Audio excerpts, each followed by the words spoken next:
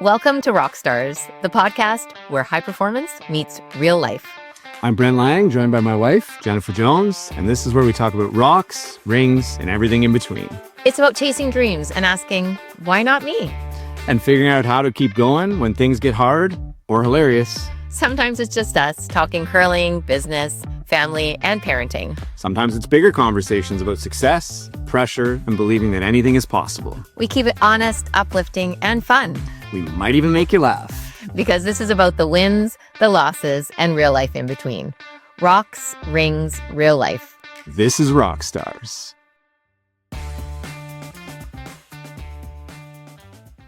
Welcome back to Rockstars, Rocks, Rings, and Real Life, the podcast where a couple of dream chasers open up about chasing big goals, living in the moment, navigating life's highs and lows, and figuring out what comes next on and off the ice.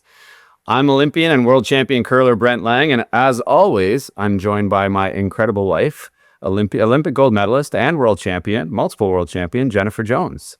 Jen, what is it that we're diving into on today's episode? Well, as always in the curling season, as you kind of approach the end of a quadrennial, as you approach the Canadian Championships are wrapping up, the season is kind of coming close to an end. You always have that free agent frenzy. What's going to happen? What teams are going to form? That is on the minds of almost every single player in the curling world. We do get a lot of questions, right? Like, how does it all work? Who puts the teams together? Are there contracts? When are the team changes allowed to be made? So maybe let's dive in. So, Jen, who's in charge? Like, who puts these teams together? I know it ends up being the blame or the credit goes to the skip a lot in curling. Is that the case with the team changes, with the free agent frenzy, as we'll call it? No, it's definitely not. It's not always the skip. Sometimes it could be the skip kind of instigating things. A lot of the times it's just the players having conversations, coming together. If there's one player being changed, it's going to be the group of the remaining teammates that will sit down and figure out who is the best fit. Unfortunately for curling, we do have coaches, but we don't necessarily have GMs or decision makers. It's kind of up to the players to decide. And so it's not really the skip deciding. It's really a collective decision, or sometimes it's players reaching out, trying to put their hand up and say, look, I want to change. I really want to play with you. Do you want to play with me? You almost feel like going back to, elementary school. With Playground here. Yeah. Does anybody want to play with me? You kind of raise your hand, and you don't want to be that last man standing, that last one, where you just want to get picked on that team. And so it really is a frenzy, as you don't want to be the person left out. So you want to make sure your name's included. Some teams will have conversations early. They most often happen at the end of the season, which can either be at the end of the Scotties, at the end of the Brier, after the World Championship, or even after what used to be the Players Championship in April. So it's just all these kind of backroom conversations happening, or conversations that happen, but it's definitely not just on the skip. But like, what's your thought on that? Do you agree with that, or do you think there's something a little bit? I mean, I'm talking from a skip's perspective, and I was always like wanting everybody to agree on things, so maybe I'm the one that's crazy. Oh, I wouldn't call you crazy, Jen. Not while we're recording. That's just crazy talk to even suggest that. But yeah, no, I don't think it's position related. I think, probably in your career was probably a little different than mine. I think at times we were both in high demand, but there was never really a time where, a top level, if not the best skip ever, is not in high demand. I doubt you had to put a resume together very often. It depends on where you're at in your career, I think, and what you bring to the table, whether that be, you mentioned some coaching, whether you have a great coach that comes along with you, whether you've got another, maybe you're a great front end duo, right? Like you look at Mark Kennedy, Ben Hebert years ago when they were playing front end, or Craig and I, or whatever it happened to be. Is there a duo? The Harnden brothers, they broke up for a bit. And so you're trying to make yourself as attractive as possible. And it really depends on which ones, as a front ender, it depends on which one of the skips you want to play with, and which ones of them, and it's a pretty short list, which ones of them, have even a spot open for you. So it's like you said, no GMs. You're your own biggest salesman. I mean, if you want to get into curling, who knew you had to be good at sales? I think you have to be good at sales in anything in life. You got to be able to sell yourself, make somebody want to maybe even marry you someday, right, Jen? I must have had some. You were very, Very good salesman. Yes, very good Really, salesman. maybe one day we can have a podcast with that. You can tell everybody all the tricks of what I did. I don't even know what happened. I blacked out and I woke up and you said yes. So it was pretty cool. I think I, You're actually quite romantic and not just like one day a year. It's pretty much, well, I'll give you 360 days a year. You do take a few days off, but for the most, good. you're romantic every day. Yeah, you're. Anyway, we're getting sidetracked. So back to the Yeah, yeah. So it is. It's. I've often thought and often said it would be really interesting. It would make for great reality TV if all of the players at the end of a quadrennial, whenever that happens to be, because let's be honest, it really is focused on the Olympics. Teams, not that they always stick together for 4 years, but they do. That's what everybody's chasing, right? And that's kind of top of mind with the Olympics having just completed. But that's really what it's all about. So if it's a 4 year cycle, at the end of the quad, maybe we all get in a room, you put all the guys in one room, all the gals in another room, and then you need a mixed doubles room too eventually. And there's not a lot of free agent frenzy in that just yet. But then, you set up a table. So if you're Matt Dunstone and you're looking for a second, Matt Dunstone and Colton Lott and Ryan Harnden, whether they want him there or not, I'm not sure, depending on, what other options are out there. But you sit down and you make a case. And maybe Brent Lang walks around the room and says, hey, guys, I could fill that spot for you. And here's why. And you make your pitch. And they, maybe when I sat down, they'd say, no, maybe 15, 20 years ago, but you're not on the list. Don't waste your breath kind of thing. But I think that could make for some good TV just because of all of it feels a little dirty. Let's be honest. There is a lot of backroom conversations. There have been, forever, and they're going on now. They were going on I bet you they were going on through the Olympic trials or before the Olympic trials. Once a team's out, or even before those trials, there could have been some conversations whether or not they locked it in.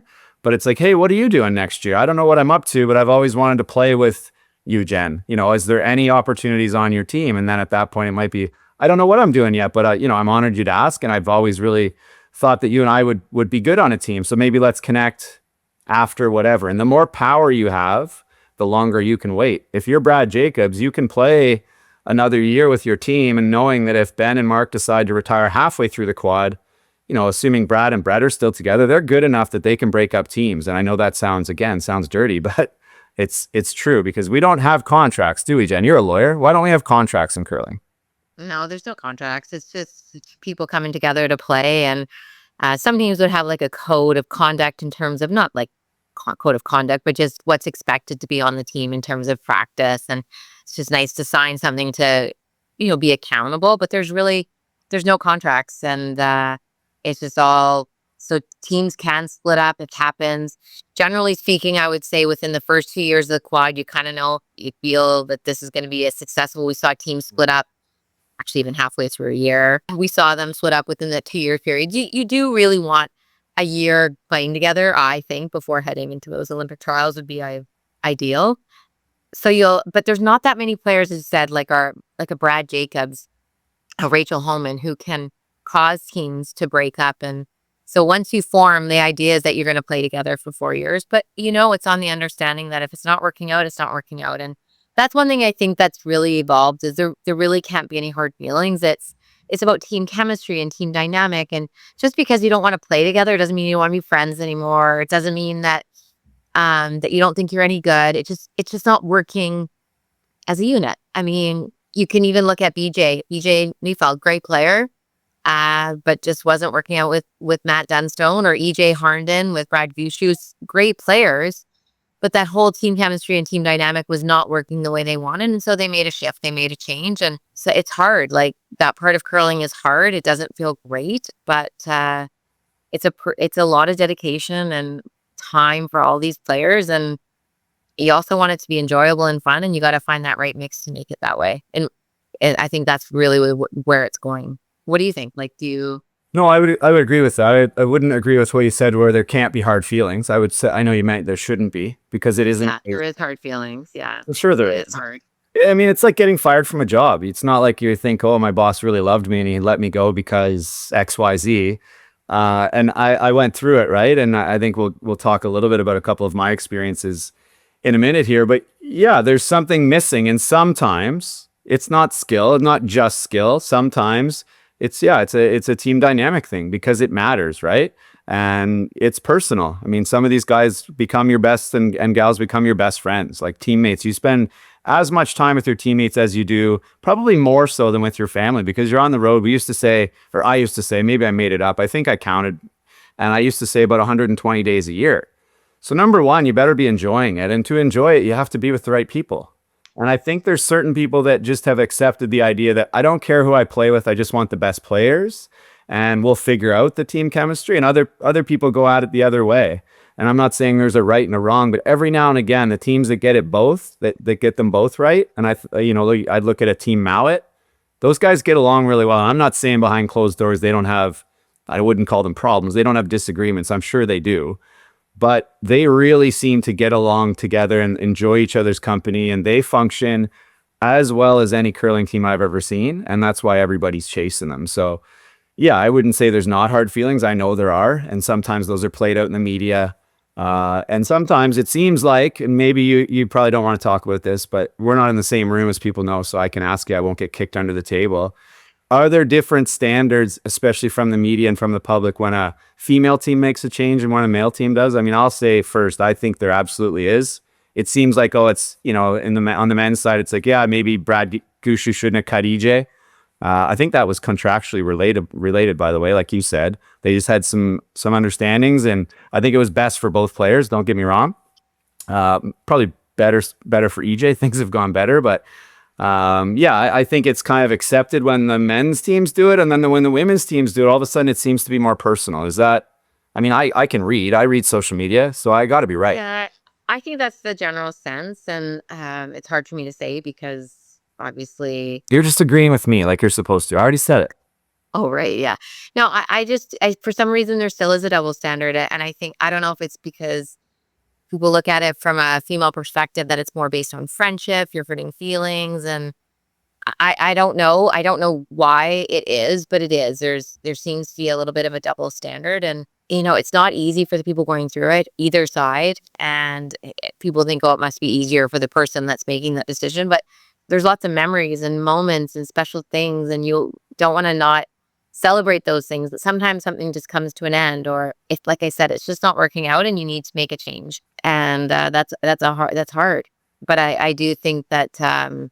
Just public perception or the media or how it's perceived on social media, it always seems to have a different perspective when it's a women's curling team versus a men's curling team.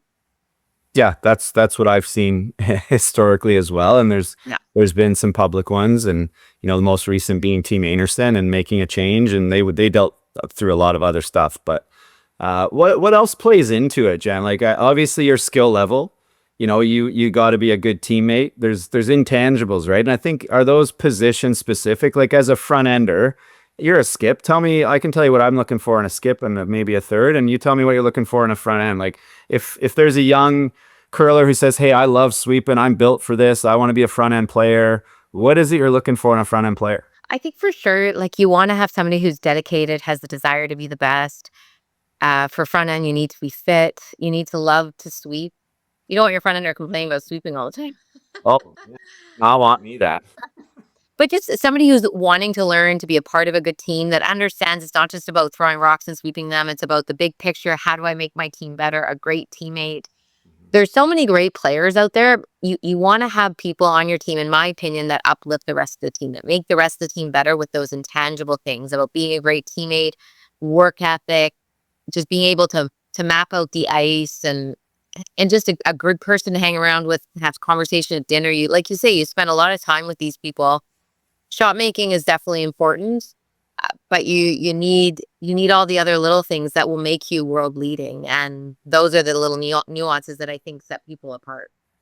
I would agree. And as a front ender, if I was going to do it all over again, I would make sure of a few things. Number one, that I'm a great caddy, right? I mean, I use a lot of golf analogies because I like golf better than curling. I'm just not nearly as good at it.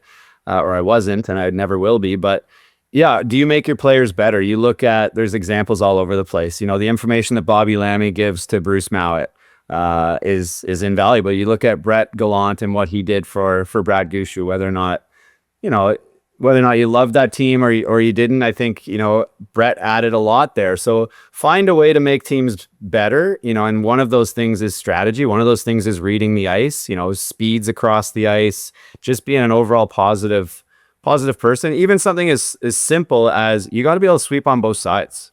And as a kid, Sure.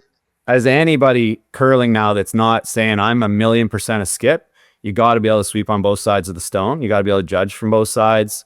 You know, there's a million different ways to sweep now, right? You got to be able to plow, you got to be able to carve, you got to be able to switch back and forth. So that's super important. And then also, you know, we touched on selling yourself. What makes you, you know, a great player? Confidence. You know, I think of a guy like Ryan Fry who's been on a lot of great teams, and one of the things he brings is, you know, whether or not it's true or not, he absolutely believes that he makes every team that he is involved with better. And there's something to be said for that. Like, you start to believe him. And if you're not sure of yourself, goes back to, you know, selling yourself. If you're like, yeah, I think, or, you know, I feel, and it's like, no, I can make you better. And this is how I can do it. This is how I've done it in the past. This is what I've been working on. This is what I'm continuing to work on. And then if that fails, then make sure you have a big fat sponsor you bring with you, right, Jen? Yeah, right. I was gonna ask you though, what is your philosophy on work ethic? Like, if you're a young up and coming front end player or a player, what does it take to be world leading? Like, how much Now, work? Yeah. now I don't know. Thankfully, I grew up in an era where it took just about all that I was willing to put in. I say that tongue in cheek, but now it takes what it takes to be an Olympian in any sport. It takes everything you got. It takes a full commitment, like a full time commitment where, you know, I think we talked recently about sacrifice, and it's not a sacrifice. If you really want something, it's you're doing what you want to do and you're where you want to be. But yeah, you want to be on the ice. You know, we hear, and it's become legendary, the Scottish Curling Institute, and how they're on the ice every day and they're in the gym every day. And whether it's every day, I don't know. But if you love practicing, and that's how that's where I developed a lot of the good habits that I developed, was I loved practicing. I loved being on the ice, especially as a kid. And I was a sponge. And anytime I got around, you know, I was lucky. I got around the Howards when I was young, and Glenn and Russ's dad coached us a little bit and told us a bunch of stories and told us about how they practiced. And then when we finally got on tour, started playing big teams, like if we'd lose a game or there was a call in the game we wanted to talk about, you know, I was playing with John Morris at the time, we'd ask that other skip, and it might not be the exact skip we want to emulate, but it's like, what did you think we should have done there? And that might have been because the ice was different. So you ask somebody like, Brian Rayfuse, there's a name. Well, I don't know how that came to me, but, you know, a legend out east years ago playing on lots of tricky ice, and we're playing on ice. And it's like, this is what we wanted to play, but what would you have done? You've played this game 30 years longer than me. So take every advantage of that. Be a sponge. Not everything's going to stick. But yeah, there's just, and now more than ever, there's just so many avenues to get better. I would be watching so much curling on Rock Channel right now if I was trying to learn the game and trying to be better and trying to get on a top team. I would want to know, if I was a second right now, I'd want to know, what is it that makes Bobby Lammy so good at everything he does? What is it that makes Brett Gallant or Rasmus Rano or all the guys that I'm trying to maybe take their spot or take their spot on another team? I'd want to know what makes them so good. And then I'd want to figure out a pretty precise and simple practice plan to make it happen. So yeah, that's a long-winded answer. So that's what it takes. It takes everything you got, but the good news is, you know, everything's enough. But Yeah, and I would say it's practice every day, being in the gym. Like, it's a full on commitment, but it never felt like a sacrifice. So you're going into this and you're thinking it's a sacrifice. probably not. Probably not. And that's okay. You Yeah. don't have to put everything into it. You can still play at a fairly high level. But if you're really wanting to go to the Olympics, win the Olympics, be world class, that's what it takes. So do you think, talking about free agent frenzy, because it is a frenzy, and it's always interesting to see. I mean, obviously we've heard some rumors, and I don't think we should talk about the rumors we've heard because it's I don't know. like, No, I here's speculation. yeah. But I really do believe that there's going to be quite a few changes. I'll speak the women's side. You look at every Canadian team. So we'll just talk about Canada first. Every Canadian team is chasing Rachel Homan. There's no question. They've been the best, and they didn't chase very well over this last quadrennial. It They didn't was catch up. They lost ground. Yeah, she's just got this lead. So if you're trying to say, okay, I want to go to the next Olympics, or I want to win the Canadian Championship, or I want to win Grand Slams, I'm going to have to beat Rachel Holman. I think the teams in Canada are going to have to make some changes in order to compete at that level. So I think you're going to see a bunch of changes in the Canadian teams, trying to find that right chemistry, right team dynamic to see how they can elevate their game. That would be my sense. And I would think that those changes are going to happen soon. We've already heard some team announcements where teams have already decided and they do make those announcements. We're splitting up, and basically it's like, okay, the world, here, my hands up. I'm available to play, and just to see if anybody bites. But that's not those announcements. And I can, when the Team Epping announcement came out, and I don't have insider information, but once I saw it, it's like, okay, they didn't just split because they're like, we're exploring our options, like people love to say. It's like, no, you're not. Somebody on that team has a new team. They thought it was a better opportunity for whatever reason, and whatever, good for them. But those things drive me crazy. They all say the same thing. It's been a great run, and we really appreciate each other, and that might be true. And we're exploring options. Stay tuned for more news. And it's like they know who they're playing with. At least one player knows. And if it's one player, usually if it's at a retirement, that's different. But yeah, those announcements are kind of crazy. But there's going to be lots of them. There's going to be lots of changes. There's a few big retirements, right? Brad Gushu's retiring. So what happens to Mark Nichols? He hasn't said he's retiring. He hasn't said he's not retiring. So what's happening to Jeff Walker? He lives in Alberta. People that know Jeff know that him and Laura, his wife, live in Alberta. Brendan Botcher, he lives in Alberta. He's a skip. I think one thing we've learned is he was a pretty good second, but he's a better skip. So I don't know this, but he's going back to skip, folks. Like, let's be real. That's where he belongs. So maybe he takes a couple people with him. I don't know what's going to happen there, but there's going to be lots of changes. Who fills the hole for EJ?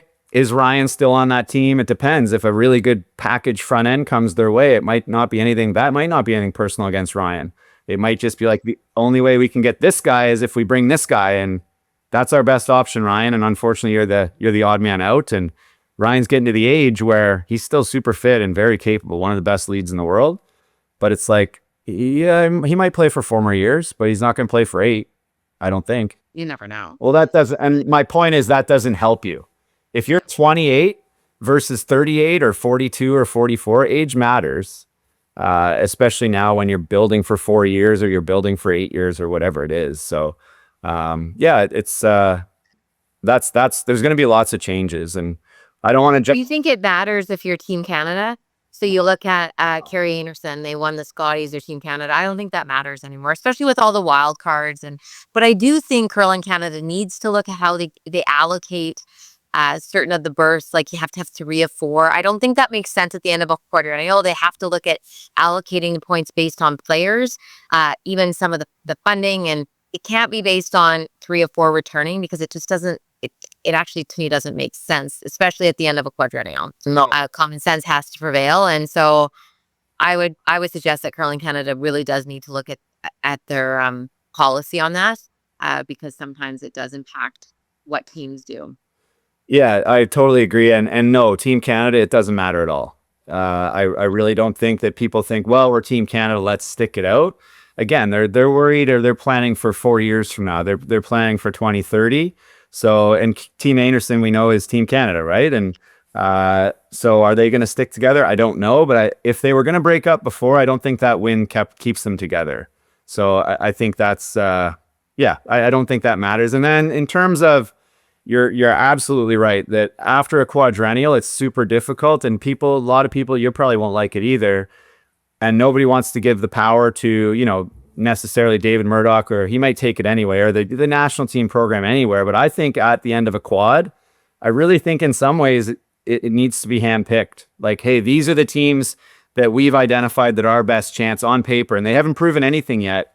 But I'm pretty sure that if you take 2 players off of the best team in Canada and you mix them up with 2 players on the second best team in Canada, and you take a front end and a back end, or, players that are proven, I think they're still going to be pretty good at curling. So, and I know that's not ideal. You want it to be transparent. You want the rules, and it's just so difficult in a 4-player sport to do that, where there's so many changes this year, that I think even if there's a panel, and maybe it's 4 or 5 people that sit down and say, okay, we're going to go through it, and we're going to rank the Canadian teams, and we're going to decide the funding for 1 year.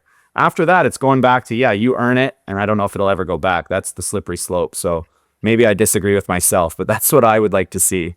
Yeah, I don't love that. I don't love I know we don't agree on everything. Anything.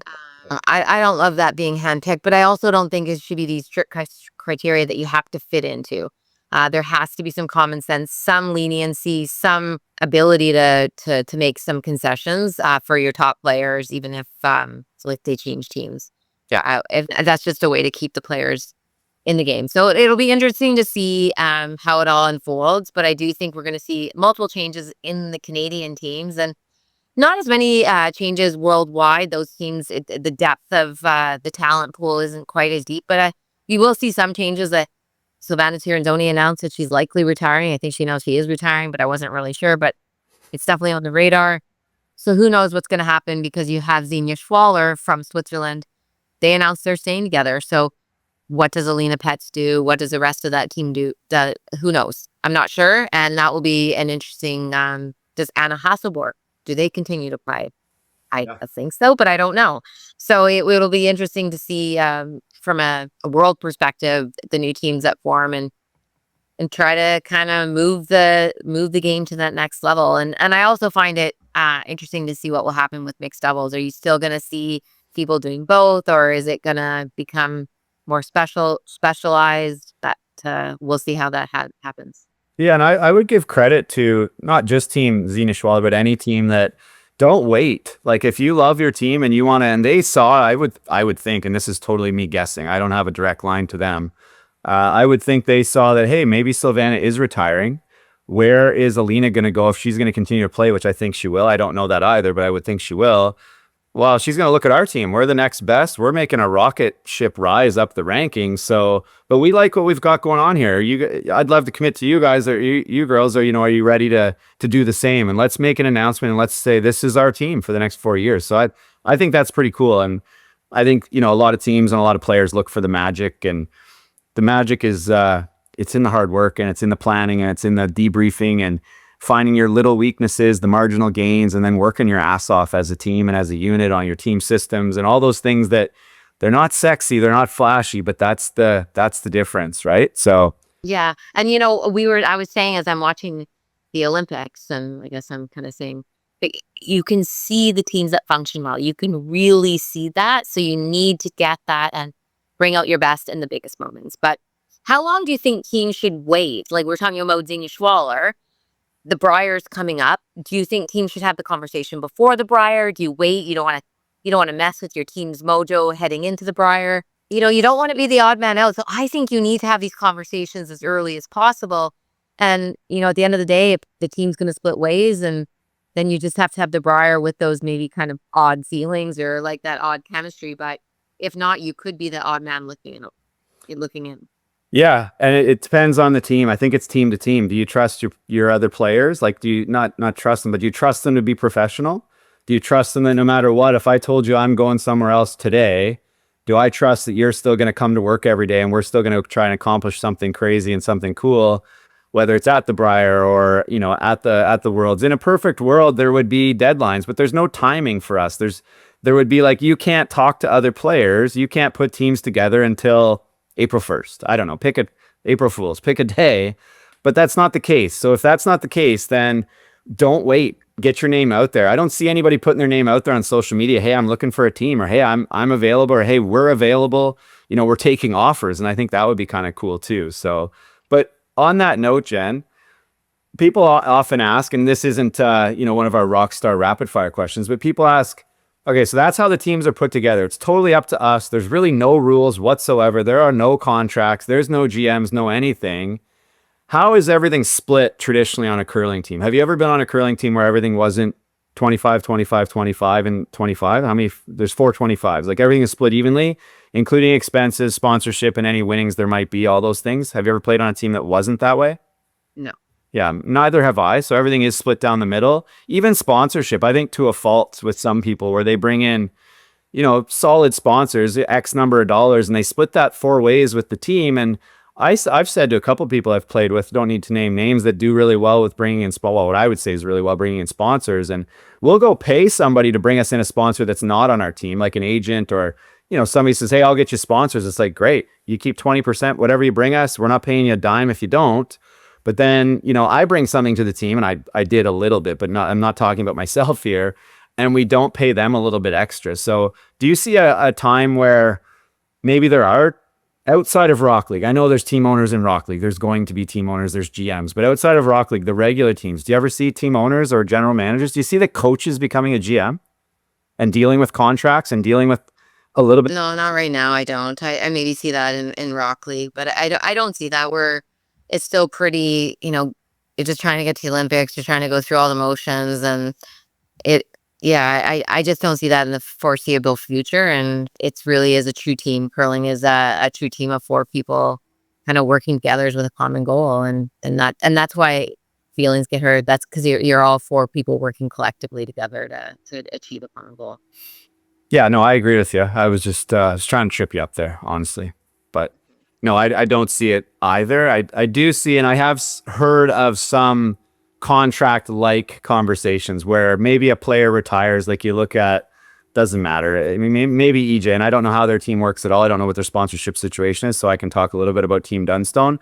Maybe EJ leaves, and whoever they bring in, maybe they bring him in and say, look, you don't get a full quarter share because this is leftover sponsorships from what we've achieved as a team. I've heard rumblings of that. I've never been involved in it. I can't say for sure that that's happened. And down the road, I mean, if I was somebody who really, really wanted to play with Glenn Howard, I don't anymore because he's not as good as he maybe once was. Still like Best guy in the world, though, the still like nicest guy. still Great hang out with coach. him. He's a total traitor, though. I mean, I saw him in that Swiss hat during the Olympics. Like, So that's actually I don't mean to get sidetracked here, but really? we have so many people are like, how do these Canadian coaches go and coach for another country? Well, one, there's not that many opportunities to coach Canadian teams, No. and two, there's not any funding for coaches in Canada. So all these Canadian coaches are trying to they want to grow the game around the world. They want to be a part of team. They want to coach, and there's just more opportunities outside of Canada, and so you can't hold that against them. And it actually bothers me when people say that. No, I agree. And I was saying at tongue. Because Glenn is the nicest guy, true Canadian, loves Canada, loved representing Canada. But now he's on a team and he loves the boys and he wants his team. He feels like he's an equal member of his team. He coached our team. He felt like he was an equal member of our team and was in our corner. And he's always going to be in the corner of the team that he is a part of. And I think that's fabulous. And that just shows the true character of who he is. And you just see all this judgmental stuff on. That's all. Yeah, that's all BS. He loves curling and he loves to talk curling and he loves to share his experiences and that's what you want in a coach. So it's we're gonna see more and more of it. Coaches are. I mean, our director of our national team program he's from Scotland. So who cares if he's the best person for the job? He's the best person for the job. Let's not say that in Switzerland. I'm not saying they don't have lots of qualified people, but I'm telling you, there's more qualified people probably in Canada than there are in Switzerland to coach one of, if not the best teams in the world. So they decided they wanted Glenn, and good for them. They've got a Norwegian in Harvard, and they've got a Canadian in Glenn, and they thought they've gone through. They know everything that's going on in Switzerland, so they need some help from outside. But yeah, that's just a silly comment from anybody that says, "Oh, they're traitors," or "Why do we keep?" I love the "Why do we keep sending our coaches overseas?" And it's like, I don't remember sending Glenn anywhere. I think he chose to go. He was made an offer and he liked the offer, liked the guys, liked the situation, and off he went. And if we want to keep our coaches here, yeah, there needs to be some incentive. And there's lots of great coaches still here. Coaching is not a problem. It's depth of talent and it's time and effort. So we already kind of covered a lot of the free agent frenzy. I think people, if they didn't have an idea of how it kind of works, and I think probably some people would be surprised that it doesn't really work. It's just a mess at the end of the day. It is a mess. Yeah, and it's just like, oh, who's gonna go where? And then, like I said, it feels like elementary school. And there's always, in my opinion, a lot of great players that get left out of the mix and just don't quite find the right team. And unfortunately, curling is a team game. You need three other players to play with you. And unless you play mixed doubles, see, it's just a little easier in mixed doubles. You just have to find one partner and off you go. So How do you think it's probably already happened, but how would somebody asking for a friend, how would you, if you're playing with your partner or your wife or husband, how would you, kind of approach that topic that you want to make a team change in mixed doubles? I would just say I don't want to play with you anymore. Well, now that would have some other ramifications on and off the ice, I would think. Yeah, we're pretty much committed as partners. Okay. So Just, yeah, no, somebody else had asked me that. It's nothing to do with me, but I think that's we're getting to the end of that. It is an exciting topic. It's an interesting one. I think people from other sports find it very interesting because it's so like we call it a free agent frenzy. It's because it is. It's just madness. It could just be called for free agent madness. I would like to lock everybody in a ballroom. Maybe even put a bar in there, open bar, and then just see who comes out. What teams come out after 24 hours and make a reality show? I don't think that's going to happen, but it is time for some Rockstar Rapid Fire. You cool with that? Okay, I'm ready. Yep. Okay. Well, this one came in for me, but you don't see it here, so I'm going to read it to myself. I'm going to talk to myself here. All right. So, Well, people are asking if we can share some experiences with the curling team changes over the years, and specifically, it asked me about when I played with Team Howard for 10 years, and in 2014, made a team change to Team Kevin Cooey. I got a phone call from those three guys, Ben and Mark and Kevin, and I was just I felt at the time we weren't sure we were doing a Team Howard, and I felt, and I'm justifying it here, I'm not trying to do that, but I felt like it was a better opportunity for me moving forward. It was exciting. It was a new challenge. It was guys that always beat us. There was something in the back of my head that said Alberta always wins the Brier, so why don't I go play in Alberta?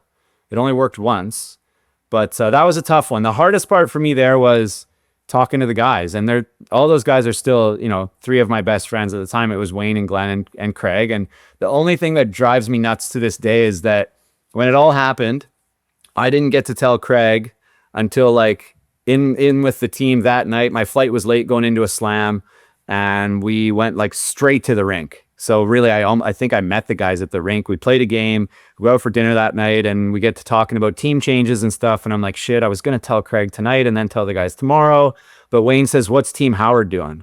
And I'm like, well, I'm not gonna lie to these guys. I didn't want to lie to them and push it off and then tell them tomorrow. So that's it was kind of not that it's there's never a good time, but so I told them, and they were surprised, and they were great about it because they're grown men, and they I think they understood. And Glenn then went on though that week to not miss a shot, and we won the slam. And I didn't think it mattered what the rest of us did. He was proving a point because we were still like probably the best. that's Glenn.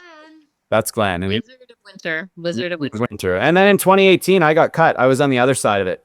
After the Olympics didn't go well, we went to the Brier. Mark, like out of the darkness, fake retired. And then Ben and Kevin and I were left, and we're talking about who we're going to get. And very quickly it became there's not a spot on the team for Langer anymore. And Langer was on the outside looking in, but thank goodness for my good buddy Johnny Epping. And he said, well, I didn't expect a call from you. That's flipping my plans upside down. And that went well, and I loved playing with him. So I mean, there's so many great people to play with, but that was my experience. I've been fortunate to play with a lot of great players. I did get cut. It's an experience. It happens. I was getting old at the time, but we went on and won a couple more things. So we already talked about this one actually. The other, and I didn't.